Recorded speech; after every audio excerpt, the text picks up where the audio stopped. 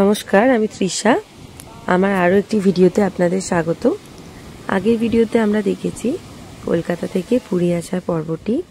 এই দিন রাত্রে আমরা পুরী এসে পৌঁছাই আর রাত্রে খাওয়া দাওয়া শেষ করে সমুদ্রদেবের কাছে আসি।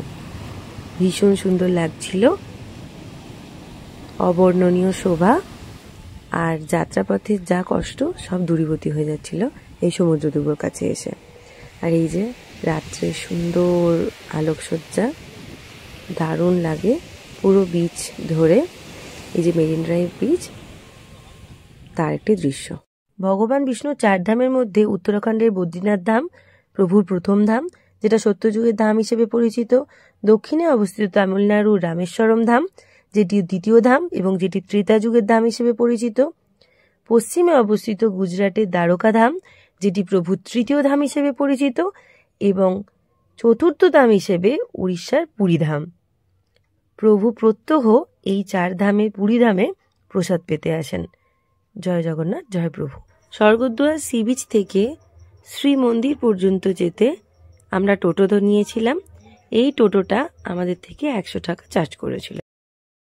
মেরিন ড্রাইভ রোড ছেড়ে শ্রী জগন্নাথ মন্দির যাওয়ার পথে বিশাল বিশাল এই নানা রকম দোকান আপনাদের চোখে পড়বে, যেখানে খাজা, জামা কাপড়, এছাড়া সংসারের নানা রকম সামগ্রীর ভীষণ সুন্দর সুন্দর জিনিসে সম্পূর্ণটা ভর্তি থাকে।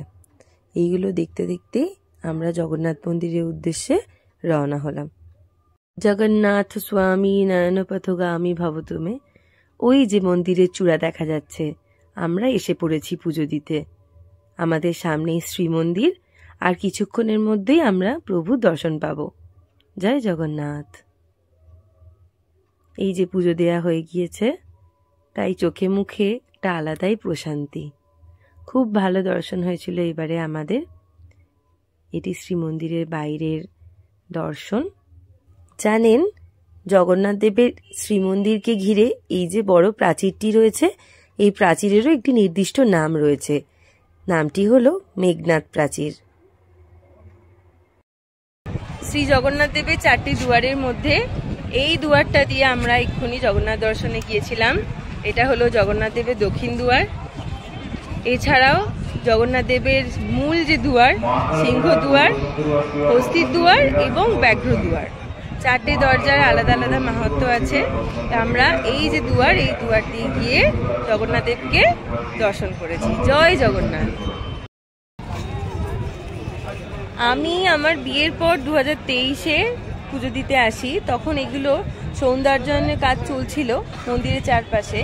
এবারে 2024-এ ডিসেম্বর মাস পুরো কাজটাই সম্পূর্ণ হয়েছে।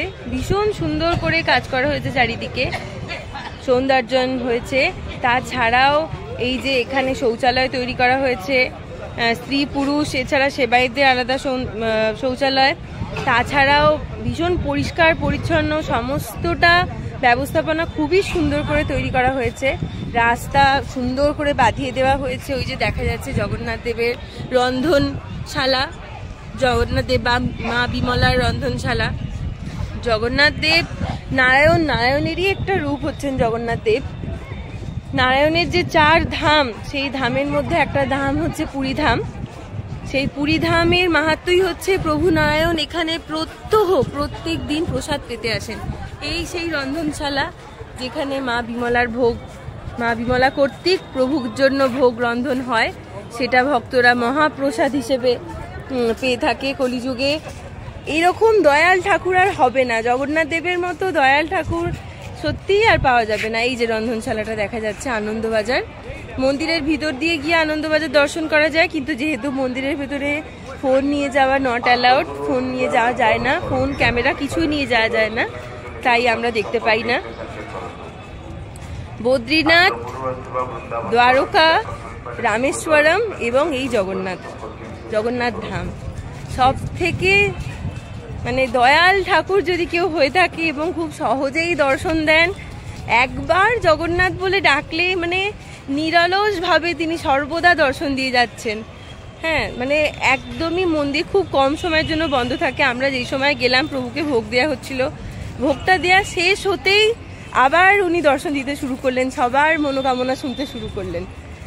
আমরা শুধু নিজেদেরটাই ভাবি যে প্রভু আমাদের এটা কবে দেবেন, ওটা কবে দেবেন, কিন্তু আমরা প্রভুর দিকটা যদি ভেবে দেখি, তিনি কিন্তু নিরালসভাবে তার সন্তানদের জন্য, তার সৃষ্টির জন্য তিনি সর্বদা বাহু বাড়িয়ে মানে সবাইকে আহ্বান করছেন। আর এছাড়া জগন্নাথ দেবের যে দুটো নেত্র, দুটো চোখ, যেটা জগন্নাথ দেব সবাইকে ওই চোখের দ্বারা আকৃষ্ট করেন, সেই চোখ দুটো উনি মানে পলক বানাননি। কারণ এই যে এত ভক্ত সমাগম হয়েছে, এত ভক্ত দূর দূরান্ত থেকে ছুটে আসছেন, যদি ওনার পলকটা পড়ে যায় সেই সময় কোনো ভক্ত ওনার চোখে না পড়ে বা বেরিয়ে যান, তাই জন্য তিনি নিজের চোখের পলকটা পর্যন্ত তৈরি করেননি। এত দয়াল ঠাকুর আমাদের অনেক অনেক পূর্বজন্মের স্বীকৃতি যে উনি আমাদের এই ধামে এনেছেন এবং এইরকম আজকে দর্শন দিলেন। মানে এত মনে হচ্ছিল যে এই পৃথিবীতে আসার যে কি আসল উদ্দেশ্যটা কি, সেইগুলোই মানে ওনার সামনে গেলে যেটাই মনে হতে থাকে যে এইগুলো সব নতুন করে সৌন্দর্যায়ন হয়েছে। এবং এই যে এইখান দিয়ে দেখা যাচ্ছে যে এই যে রন্ধনশালা, এখানে রান্না হচ্ছে, যে ধোঁয়া আসছে, আর ওই দূরে দেখা যাচ্ছে শ্রী জগন্নাথ দেবের এই ধ্বজা উত্তোলন। তো পৃথিবী বিখ্যাত ধ্বজা উত্তোলন আমরা সবাই জানি। হ্যাঁ, বিকেলবেলা 3:30 থেকে এই ধ্বজা উত্তোলন হয়। এখানে এসে যদি আপনারা ধ্বজা দিতে চান, তাহলে আগে আপনাদের এসে কথা বলতে হবে। এখানে এসে আগে আপনারা মানে যে অর্থ আছে মানে ধ্বজার তোলার জন্য, সেটা দিলে যখন ধ্বজা তোলা হয় তখন আপনার ধ্বজাটা ওপরে তোলা হবে এবং তার পরিবর্তে এখান থেকে একটা ধ্বজা আপনাকে দিয়ে দেওয়া হবে, যেটা আপনি আপনার নিজের ঘরে স্থাপন করতে পারেন। জয় জগন্নাথ, জয় জগন্নাথ, জয় জগন্নাথ, জয় বলদেব, জয় সুভদ্রা মা। এটি হলো জগন্নাথ দেবের সিংহদুয়ার। কথিত আছে এই যে সিংহদুয়ারের পতিত পাবন, এই যে যিনি আমাদের দর্শন দিচ্ছেন, এই পতিত পাবন দর্শনে এবং এই জগন্নাথ মন্দিরের যে ধ্বজা, এই ধ্বজা দর্শনেই জগন্নাথ দেবের দর্শনের যে পুণ্যফল, সেই পুণ্যফল লাভ হয়ে যায়। আজকে আমাদের অনেক সৌভাগ্য যে আমরা স্বয়ং প্রভু এবং তার এই পতিত পাবন রূপ এবং এই ধ্বজা একসাথেই দর্শন করতে পেরেছি। জয় জগন্নাথ, তোমার অসীম কৃপা প্রভু। এবং এই যে আমাদের বিমলা মাকে দেখা যাচ্ছেন, এটা তো মায়েরই সংসার। মা সমস্ত সংসার, সমস্ত জীবকে নিজের চরণে রেখেছেন। জয় জগন্নাথ, জয় বলদেবা, জয় সুভদ্রা মা।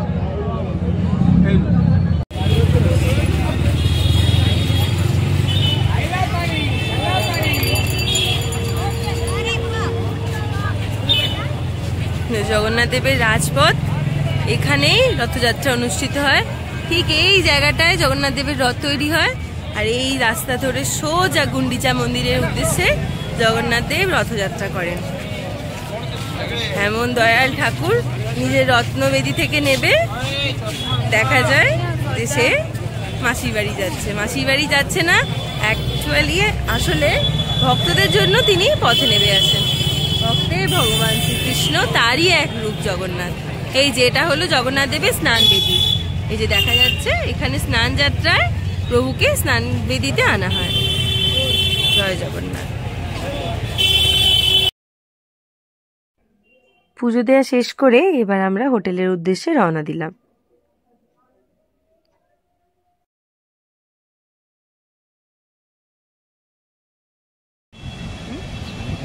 আবার আমরা এসে গেছি সমুদ্র মহারাজের কাছে। ভিডিওটি কেমন হলো আমাকে অবশ্যই জানাবেন। যদি কোনো ভুল ত্রুটি হয়ে থাকে ক্ষমা করে দেবেন। আর আগের ভিডিওটি যদি না দেখে থাকেন তো আমার ডেসক্রিপশন বক্সে আমি ওই ভিডিওটির লিঙ্কটা দিয়ে রাখলাম, দয়া করে দেখে নেবেন। আমার চ্যানেলটি ভালো লাগলে একটু পাশে থাকবেন। আবার দেখা হবে পরের ভিডিও নিয়ে। ততক্ষণের জন্য সবাইকে জয় জগন্নাথ জানিয়ে বিদায় নিচ্ছি। জয় জগন্নাথ।